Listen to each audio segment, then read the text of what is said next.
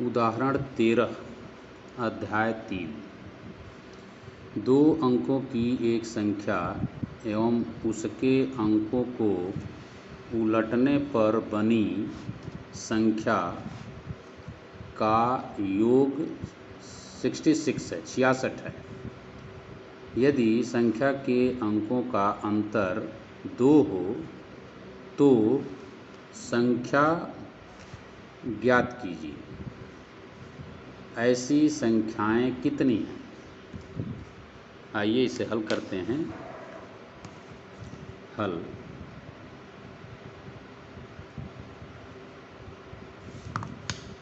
यहाँ 2 अंकों की संख्या है, तो 2 अंकों की संख्या में हम मान लेते हैं, मान लिया कि 2 अंकों की संख्या 2 अंकों की संख्या में इकाई का अंक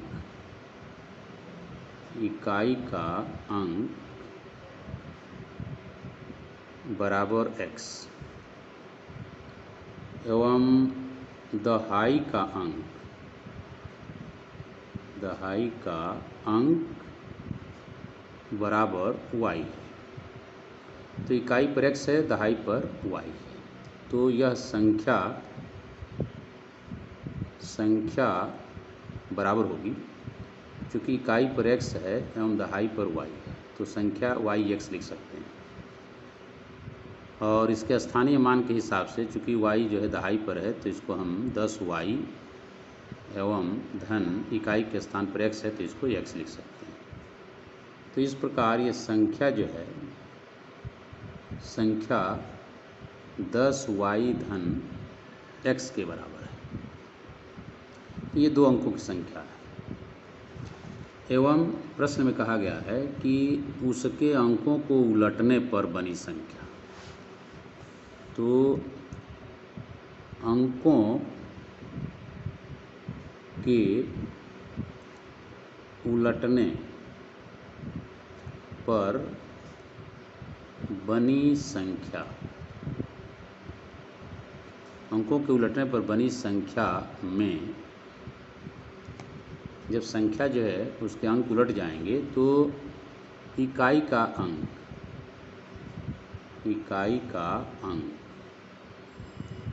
चूँकि जो दहाई पर था y, अब वह इकाई पर हो जाएगा, क्योंकि अंकों का इकाई और दहाई का अंक जो है उलट जा रहे हैं। इकाई वाला दहाई पर, दहाई वाला इकाई पर होगा, तो इकाई का अंक y हो जाएगा एवं दहाई का अंक जो इकाई पर था वो दहाई पर आ गया, मतलब x आ गया। तो अब जो है संख्या क्या होगी? संख्या बराबर इकाई पर y एवं दहाई पर x हो जाएगा। स्थानीय मान के हिसाब से अब ये x का 10 गुना 10x और धन y के बराबर हो जाएगा। मतलब संख्या जो है अब ये अंकों के उलटने पर 10x धन y हो जाएगी। यहाँ कहा गया है कि 2 अंकों की एक संख्या एवं उसके अंकों को उलटने पर बनी संख्या का योग 66 है। ये प्रथम शर्त है। प्रथम शर्त से कहा गया है कि जो संख्या है, संख्या और धन अंक उलटने पर संख्या, अंक उलटने पर बनी संख्या, दोनों का जोड़ जो है ये 66 के बराबर है। संख्या हम देख रहे हैं कि पहले संख्या है 10y धन x, संख्या है 10y और धन x और धन अंक उलटने पर बनी संख्या ये है 10x धन y, 10x धन y, और ये बराबर है 66। अब इससे अगर हल करते हैं तो हल करने पर मिलेगा 10y धन x धन 10x धन y बराबर 66। 10x धन x तो ये हो गया 11x और धन 10y धन y ये हो गया 11y बराबर 66। 11 से अगर भाग दे दें दोनों पक्षों में तो ये हो गया x धन y बराबर 11 छक 66, x धन y बराबर 6। ये समीकरण 1 मान लेते हैं। अब इसमें फिर कहा गया है दूसरी शर्त में कि यदि संख्या के अंकों का अंतर 2 हो, संख्या के अंकों का अंतर 2 हो तो द्वितीय शर्त से अंकों का अंतर 2 है, अंकों का अंतर ये 2 के बराबर है। तब इसमें 2 बातें हो सकती हैं। पहला ये हो सकता है कि इकाई का अंक बड़ा हो दहाई के अंक से, दहाई का अंक, इकाई का अंक जो है दहाई के अंक से बड़ा है, तो इकाई के अंक में से दहाई का अंक घटाएंगे तो 2 के बराबर है। तो चूंकि इकाई का अंक हमने मान लिया था, इकाई का अंक जो है x है एवं दहाई का अंक जो है y है, तो यहाँ इकाई का अंक x में से अगर दहाई का अंक y हम घटा देते हैं तो ये 2 के बराबर है। x ऋण y बराबर 2, इसे हम समीकरण 2 मान लेते हैं।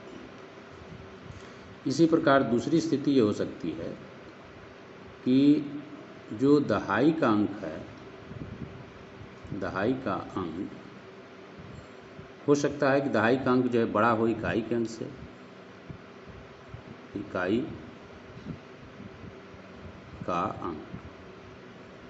अब दहाई का अंक जो इकाई के अंक से बड़ा हो, चूँकि दहाई का अंक जो है y है, y में से जो है इकाई का अंक x घटाएंगे तो ये 2 के बराबर है। ये समीकरण 3 मान लेते हैं। अब यहाँ हम 3 समीकरण प्राप्त करते हैं। तो पहला और दूसरे को हल करेंगे तो एक संख्या मिलेगी, और पहला और तीसरे समीकरण को हल करेंगे तो एक दूसरी संख्या मिलेगी। तो समीकरण यहाँ पर पहला जो है समीकरण 1 एवं समीकरण 2 को विलोपन विधि से हल करने पर, विलोपन विधि से हल करने पर तो यहाँ समीकरण 1 जो है ये लिखा है x धन y बराबर 6 और समीकरण 2 लिखा है x ऋण y बराबर 2, समीकरण 2 है। यहाँ देख रहे हैं कि y के गुणांक जो है बराबर हैं और इनका चिन्ह जो है अलग अलग है, भिन्न है, तो समीकरण 1 और 2 को जोड़ने पर ये y का पद जो है विलुप्त हो जाएगा। तो समीकरण 1 और धन समीकरण 2 से, समीकरण 1 में समीकरण 2 को जोड़ने पर तो एक y और धन y ऋण y कट जाएंगे, यहाँ x और x जुड़ जाएगा तो ये हो गया 2x बराबर 6 धन 2 बराबर 8, और इस प्रकार 2 से भाग करें तो x बराबर 4 प्राप्त हो गया। x का मान 4 मिल गया। अब हम x का मान जो है, x का मान हम x का मान समीकरण 1 में रखने पर, समीकरण 1 में x का मान रखते हैं तो ये समीकरण है x धन y बराबर 6, x धन y बराबर 6, तो ये हो गया x का मान 4 और धन y बराबर 6, तो y बराबर हो गया 6 ऋण 4 बराबर 2, तो x का मान 4 और y का मान 2 प्राप्त हो गया। तो अब इस प्रकार हम कह सकते हैं कि संख्या जो है, संख्या बराबर हो जाएगी, संख्या है 10y धन x, 10y धन x, तो 10y का मान 2 और धन x का मान 4, ये हो गया 20 और धन 4 बराबर 24। तो संख्या जो है यहाँ प्राप्त हो गई कि यह संख्या जो है 24 है। तो यहाँ एक संख्या जो है 24 के बराबर है। इसी प्रकार दूसरा जो है समीकरण 1 एवं समीकरण 3 को विलोपन विधि से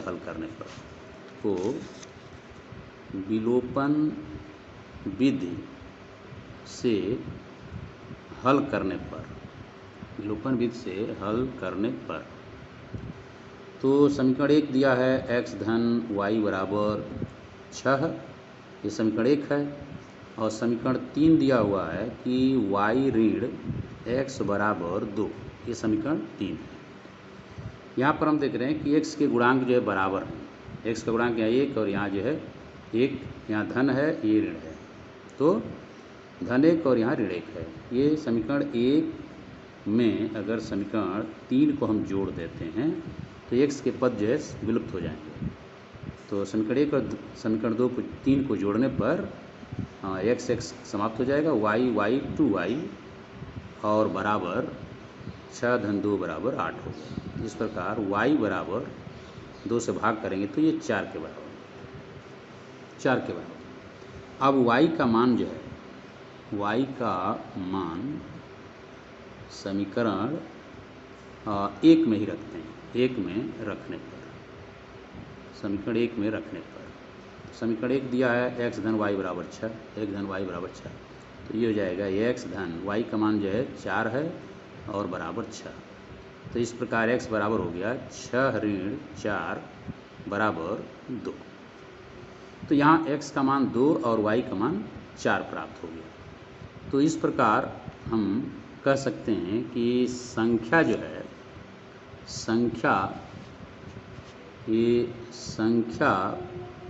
बराबर हो जाएगी 10y धन x से।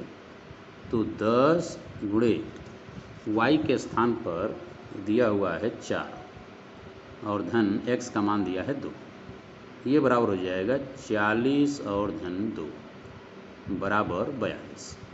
तो ये संख्या जो है ये हो गई 42। तो यहाँ हमको 2 संख्याएं प्राप्त हो रही हैं, एक है 24 और दूसरी संख्या है 42। तो उत्तर में हम प्राप्त करेंगे कि 2 संख्याएं प्राप्त होंगी, एक होगी 24 और दूसरी होगी 42। तो प्रश्न में कहा गया है कि ऐसी जो है ऐसी संख्याएं कितनी हैं। तो ऐसी संख्याएं जो है 2 हैं। ऐसी संख्याएं 2 हैं, एक 24 है और दूसरा जो है 42 है। धन्यवाद।